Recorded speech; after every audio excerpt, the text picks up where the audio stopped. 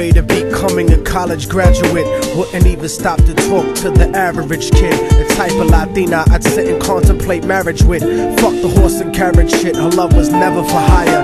Disciplined, intellectual beauty's what I desire. Flyer than Selma Hayek or Jennifer Lopez. Everyone told me kicking it to her was hopeless. At first I just thought she didn't mess with broke kids. The thug niggas always talking about how they smoke kids, but the rich sniff coke kids got no play. I'm not even interested what her body language would say. Everyone around the way gave up trying to get in it, cause didn't matter how good your game was, she wasn't with it. All the block bitches was jealous but wouldn't admit it.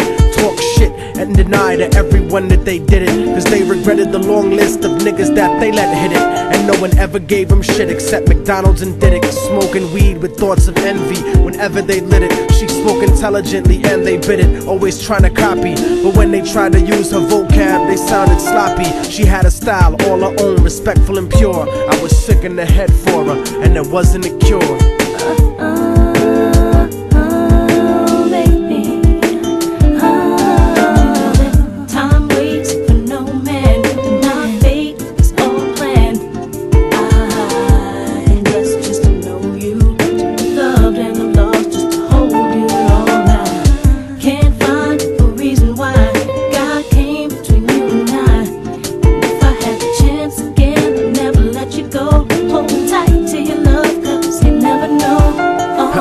Brown and beautiful, yet empty and sad. I used to talk to her occasionally and she was glad that I wasn't just another nigga trying to get in it. So every now and then we'd stop and talk for a minute. I didn't have a gimmick, so the minutes turned to hours. On her birthday, I gave her a poem with flowers. Then I took her out to dinner after her cousin's baby shower. We talked about power to the people and such. We spent more time together, but it was never enough. I never tried to sneak a touch or even cop a feel. I was too interested in keeping it real, perfectly honest and complete. She would always call me cariño and never technique. Bought me a new book to read every 2 or 3 weeks, forever changing the expression of my thoughts when I speak. It was because of her I even deaded all of my freaks.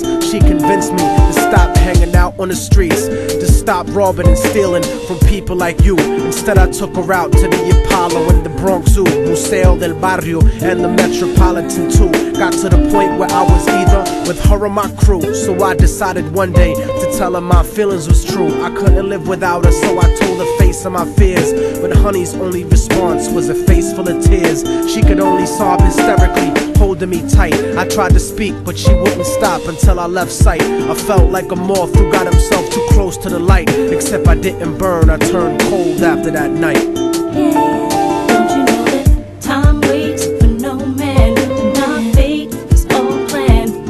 I'm blessed just to know you, to be loved and I'm lost just to hold you all night. Can't find a reason why God came between you and I. If I had the chance again, I'd never let you go. Hold tight to your love, cause you never know. I went on with my life, college and my career. Ended up locked up like an animal for a year, where the COs talk to you like they were the overseer. Then I got sent to the hole when my exit was near.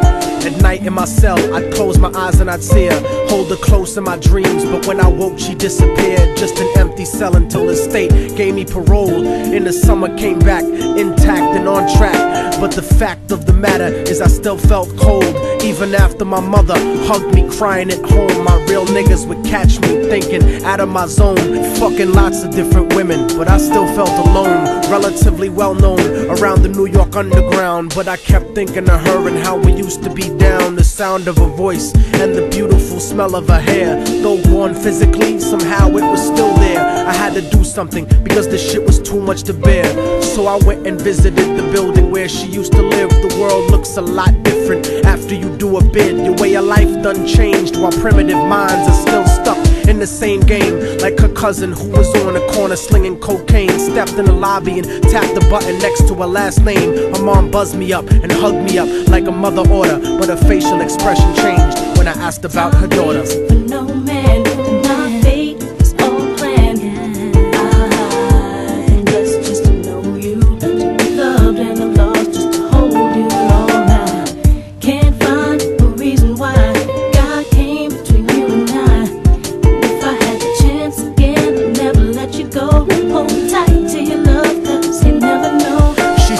that there was a note for me that was left behind, and she had left it there, waiting for such a long time. I was inclined to ask about it, but she brought it up first. I saw a tear swelling up in her eye, and then she cursed. She told me where the letter was, and I started thinking the worst. Reversed my position, stepped over and opened the door, and sure enough, there was an envelope with my name on the floor. Nobody loves you more than me, cariño's what the letter said. By the time you get to read this, I'll probably be dead. But when you left in '97, a part of me went to heaven. I thank God at least I got to know what love really was. But it hurt me to see what true love really does. Cause even though we never made love, you were all that there was. It was because I loved you so much that I had to make you leave. You made me doubt the way I thought, you made me wanna believe. And then I slipped up and I let you get close to me. It was hard to not be openly when people spoke to me. This was not the way I thought my life was supposed to be. Baby, don't you see? I had a blood transfusion that left me with HIV. Hope didn't exist for me since late in 1993. I died a virgin. I wish I could have given myself to you. I cried in the hospital cause there was no one else but you. Promise that you'll meet me in paradise inevitably. No matter what, I'll keep your love forever with me. What happened for the rest of the day is still a blur, but I remember wishing that I was dead instead of her. She was buried on August 3rd. The story ends without a sequel, and now you know our technique. Don't fucking fall in love with people. Hold the person that you love closely if they're next to you. The one you love, not the person that simply has sex with you. Appreciate them to the fullest extent, and then beyond, cause you never really know what you got until it's gone.